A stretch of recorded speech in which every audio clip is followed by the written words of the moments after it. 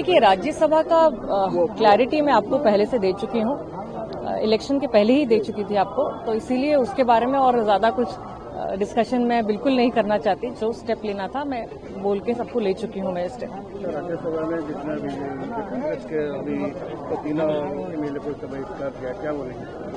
देखिए, बहुत दुख की बात है कि तर्जुमा करना चाहिए था।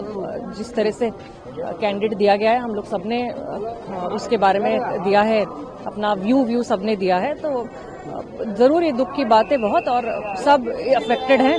कांग्रेस में जितने लोग हैं, कांग्रेस में जितने लोग चाहने वाले लोग हैं, सब लोग अफेक्टेड हैं ये डिसीजन से। कैंडिडेट क्या सही नहीं था? कैंडिडेट के बारे में देखिए, उस बारे में मैं बोल चुकी हूँ और उस बारे में और कोई डिस्कशन करना ठीक नहीं होगा। मैं अपना व्यू आपको रख चुकी हूँ। शक्ति प्रदर्शन नुहे, आपण ताको भूल भावे विवेचना करछन।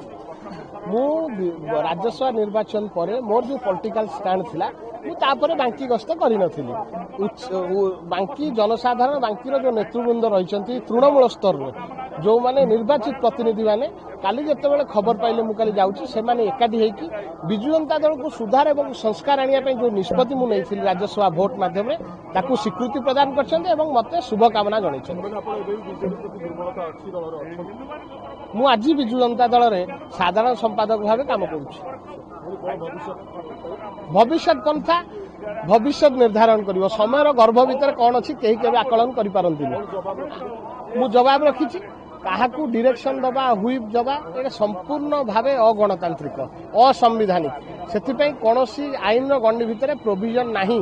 जी हुईप देइछि से ताकू विड्रॉ करबा, से नोटिस को विड्रॉ करिवार आवश्यकता रहिछि, नहले तांको विरुद्ध रे फौजदारी मकदमा मध्य करबा पई आगुकू प्रोविजन रहिछि, ता मध्य करा जाई पारे। आगुकू करा जाई पारे से विषय रे जो विचार विमर्श करबा, जहां लीगल स्टैंड थिबो। भारतवर्ष केउ भली भावे परिचालना हुए, भारतवर्ष गोटे संविधान गंडी भितर परिचालना हुए। आमे प्रत्येक भारतीय ताकू सम्मान श्रद्धा करू। मु से संविधान गंडी भितर रही मोर निष्पत्ति नैछि। परिस्थिति आज हे पर्व उत्सव मुखर आज कटक शहर समग्र ओडिशा एवं भारतवर्ष सर्वधर्म सम्मानर जो वार्ता दिउ। आमे केतेबेले बिजु जनता दल सेकुलार जामा पिंची, केतेबेले कम्युनाल हो जाउछि।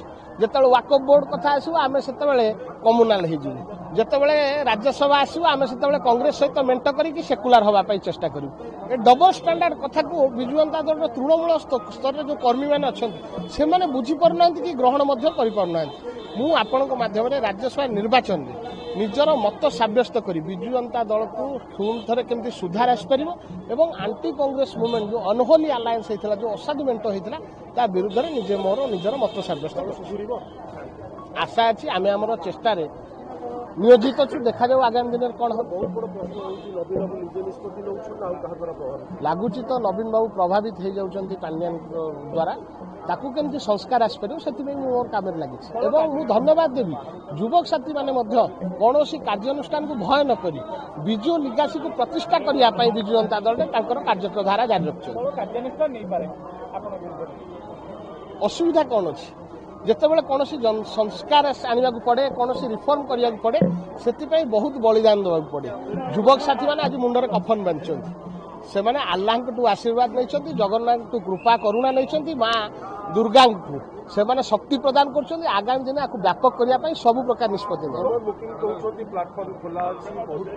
से कथा राजनैतिक निष्पत्ति किए कौ दल रही आगामी दिन नि विचार कर बर्तमान मु बिजु जनता दल से घटना मुझे स्पष्ट भाव आपको कहवाक चाहे मु व्यक्तिगत भाव दुखित।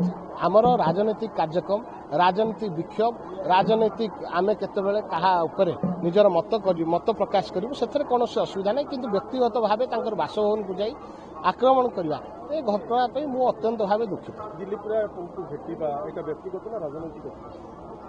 दीटा जाक देखंतु ओडिशा रे आ इमोशनल ट्रेंड नहीं। लोक धीरे धीरे धीरे धीरे इमोशनल जहाँ भावपूर्ण संपर्क धीरे धीरे से दूरे जावाक लगे ताकू पुणी थे प्रतिष्ठा करने दिलीप बाबू सहित मोर राजनीतिक संपर्क आज पर्यंत नाला, किंतु भावावेगर संपर्क जो संपर्क गोटे मनीष मनीष भितर रहा दरकार से संपर्क आम भीतर थिला।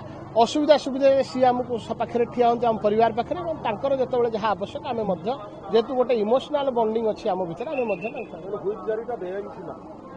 संपूर्ण भाव बेआईन एवं दंडनीय आपण इलेक्शन कमिशन नियम अच्छी आमर बीएनएस रो नीति रही कौन नोटिस कौन डिरेक्शन कौन व्हिप राज्यसभा इलेक्शन दि जाई पारिबो ना।